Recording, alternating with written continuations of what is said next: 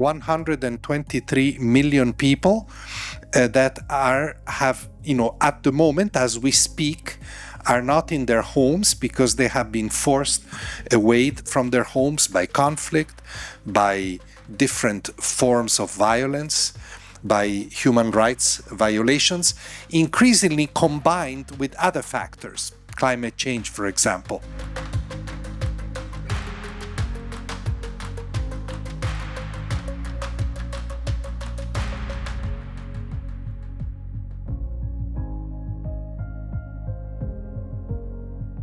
The vast majority, well over 70% of these 123 million people are not in rich countries, are not in the industrialized countries. The refugee question is often portrayed, even by media, as a crisis of the rich countries. In reality, may I say a bit provocatively, it is a crisis of the poor countries.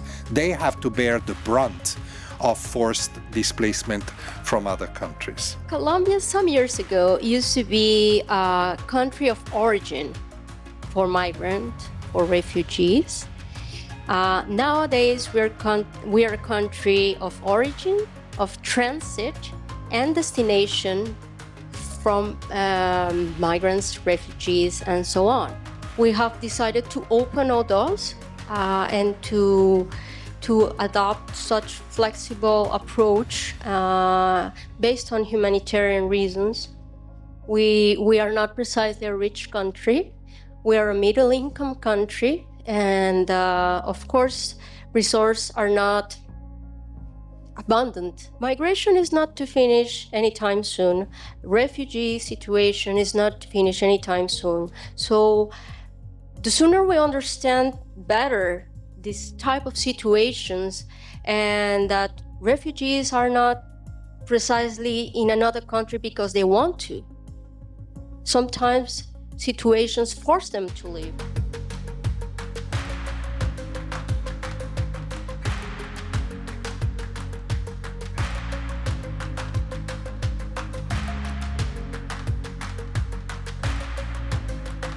私の父医者だったんですが、軍事政権に反対する言葉を出して、バングラデシュに、逃れざるを得なかったんですね。その避難先バングラデシュ、私は生まれ育ちました。私のお父さんはバングラデシュの難民キャンプの教育現状とかいろいろ見てですね、子どもたちの将来が悪いものになってしまうではないかと強く感じていたので、ロヒンギャであることを隠してバングラデシュになりすまして、バングラデシュに、暮らしてきました。私の人生でですね、大学入学の日が一番忘れられない日です。なぜかというと、今まで私バングラデシュで、小学校、中学校、高校行った時、自分のアイデンティティを隠してたので、私はロヒンギャ人ですって言えなかったんですよね。いつも嘘をついてました。私はバングラデシュ人ですというふうに。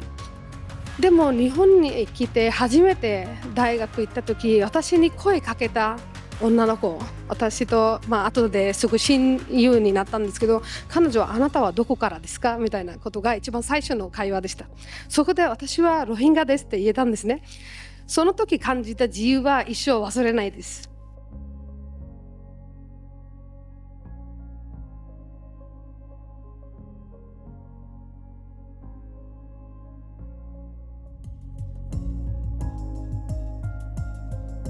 Madame Ogata was always saying that our work is to assist the refugees when there is a problem, whether there is a political strife or wars, squeezing humanitarian space.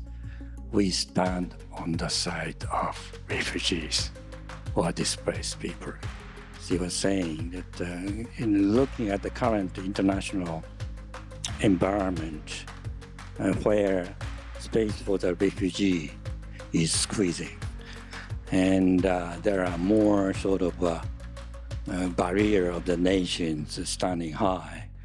I think that there could be more difficult years and days ahead. So, country like Japan could need to keep the flag up high, even though what it can do is still limited, modest, and incremental.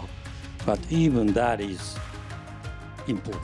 Japan has been one of the early leaders in the world in recognizing the need to expand the humanitarian response, to anchor the humanitarian response into simultaneous development responses that would make all interventions more sustainable. And if possible, whenever possible, anchoring this also in peace efforts. This famous HDP nexus, of which Japan has been a great champion, is today recognized as the most important way forward for all international cooperation or aid cooperation. 日本はね、世界で最も支援している国の一つの国なんですけど、でも日本の中にいる難民は今どのような現状であるのか、それもまた探って皆さんに、見てほしいし、その難民の現状をまず知って、そしてその中で、どういった支援が本当に求められているのか、そこまで分かった上で支援していただけたらなと思います。There's a lot of work to be done. There's a lot of awareness to be raised, and I believe these events help us to show that even though we're in a very difficult world nowadays, there's always hope.